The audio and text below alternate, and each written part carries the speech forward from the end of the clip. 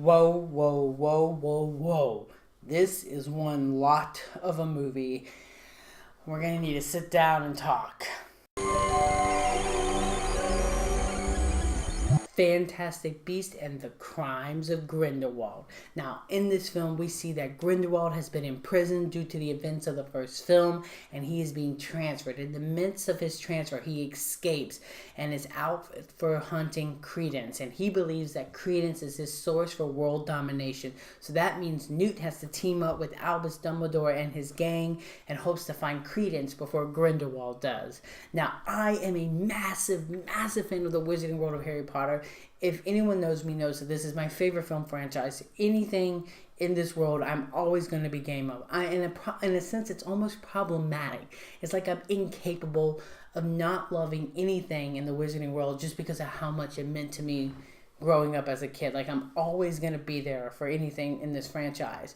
And I was a big, massive fan of the first film. So I was very looking forward to the Crimes of Grindelwald. And to be honest, ladies and gentlemen, this movie is a mess, but I still love it. In fact, I actually like this movie more than the first film. I know I'm in the minority because this film was met with some very mixed reactions. The critics weren't really a big fan of it, and even Potter fans are very torn on this film. But to be honest, for me, I really love this movie, and I have a lot of thoughts in regards to it. So I'm going to try my best to say everything I love and don't love about this movie, but I definitely want to know your opinions in the comments section. So please let me know what you thought about it. Do you love it? Do you hate it? Do you feel like J.K. Rowling is self-destructing here, or you think that we should give her time? And because in my opinion, I think that we should give her time. If my experience when reading the books and watching the movies is J.K. Rowling has never said anything for just fluff. She's always playing the end game. Everything that she says, she means it with a purpose. She's like, you know what, I'm saying this because it's going to come up later on. It might annoy you right now, but it's going to come up later on and make complete sense. I definitely see this film being a film that I'm going to enjoy a lot more once the series is completed. The same way I enjoy Order of the Phoenix and Half-Blood Prince a lot more now that I've seen the entire franchise. Because in my opinion, Order of the Phoenix and Half-Blood Prince, even in book form, are setup books, setup films for the final showdown. You know, we find out in Goblet of Fire, Voldemort's back, and what do? Order of the Phoenix and Half-Blood Prince, it's about figuring out who Voldemort is and setting up the order and everything and making sure, yada, yada, yada, yada, yada. But it's all really good and really compelling. Crimes of Grindelwald reminded me a lot of those, but it's not as well constructed and achieved as those two examples. Really like the darker tone to this. I love the characters, and the more that I experience with Newt Scamander, the more my heart grows for him. This is a fantastic character, you guys. I love his sincerity. I love his moral compass. I love his pure soul, of the idea of that he can't pick a side. I feel that. I sympathize with that. And honestly, as a fellow Hufflepuff, Newt Scamander is, in a sense, someone of the house that I think Hufflepuffs can put their loyalty and can put and their faith and see as a role model. The plot is a bit messy, but the character moments in this film are strong. Jude Law plays Albus Dumbledore, and while he's not in this film as much as I had hoped, he steals every scene that he has. Every scene that he has is fantastic, and he brings such life and vibrance to Albus Dumbledore that I just think it's absolutely fantastic. And my biggest fear going into this movie was Johnny Depp. Look, I am not a Johnny Depp guy. I am not a fan. He's so cartoonish, or I feel like he's just asleep at the wheel when in his performances here lately. So going into this, I was very worried. I was worried he was going to play this like a straight up cartoon, given his one small scene in the first film.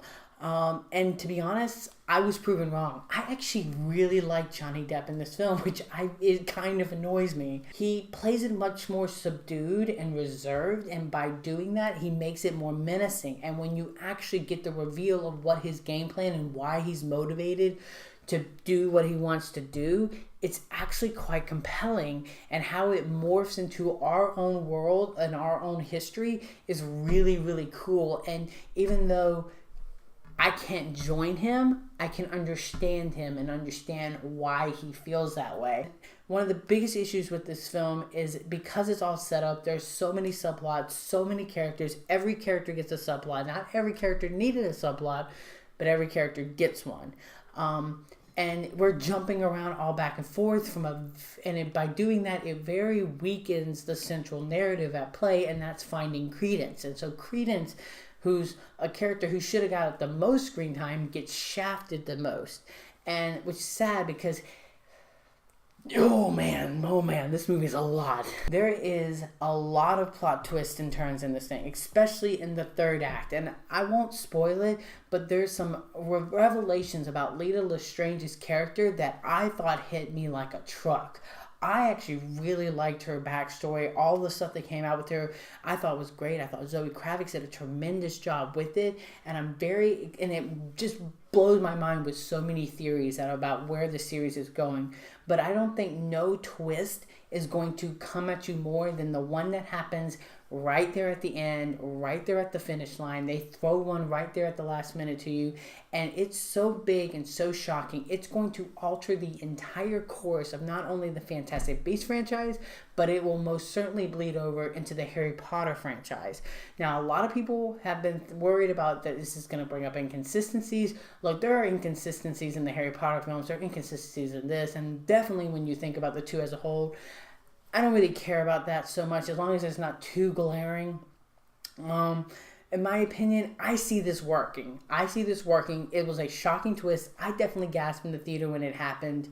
And I can see it working. It's something that, given the context of that person and giving our context with it, I'm excited to see that. And I think the future films that are coming are going to be very, very cool, because this is going to be something that we haven't really seen done before. We're going to learn things about certain characters who have been normally kind of shy and quieted off. A lot of people were upset that with Dumbledore when J.K. Rowling announced that Dumbledore was gay, that they were upset that we weren't going to get any of that in this film.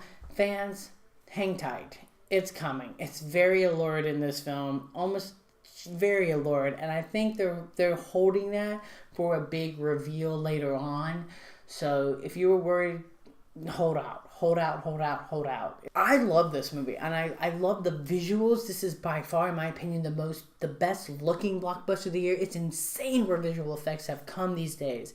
The visual effects with the actors, everything blended so beautifully. The score is actually really good. Overall, The Crimes of Grindelwald is a dark, exciting, fun film that's packed to the brim with character development, subplots, and a lot of really cool twists and turns that'll get Potter fans really excited about the future installments. It is very messy. Not everyone needed a subplot, and it does leave some people a bit shafted in terms of development, but overall, I do think this is worthy of checking out, and I'm very excited to see where this franchise goes next. As the score goes, I'm going to give Fantastic Beasts and The Crimes of Grindelwald a 4 out of 5. Yes, I know that is a very high score, and yes, I am such a massive Potter fan and a Wizarding World fan that a part of me is almost incapable of not loving anything out of this world, and I know that that's a problem, but also I kind of don't care. I'm so devoted to this franchise, and I love it so much that I just love every moment that I can get with it. And I just think that this movie is a lot of fun, and I'm a big fan of it. So please let me know in the comments section, where do you fall on the spectrum? Did you love The Crimes of Grindelwald? Did you hate The Crimes of Grindelwald? Where do you fall? I completely understand all spectrums. I get the hate for this film. I just didn't personally, take away from my enjoyment. Yes, it's a messy film, but it's also still a very entertaining film, and a film that you can still get a lot out of. And until next time, you guys, I'm Slash Movier, and you guys have just been slashed.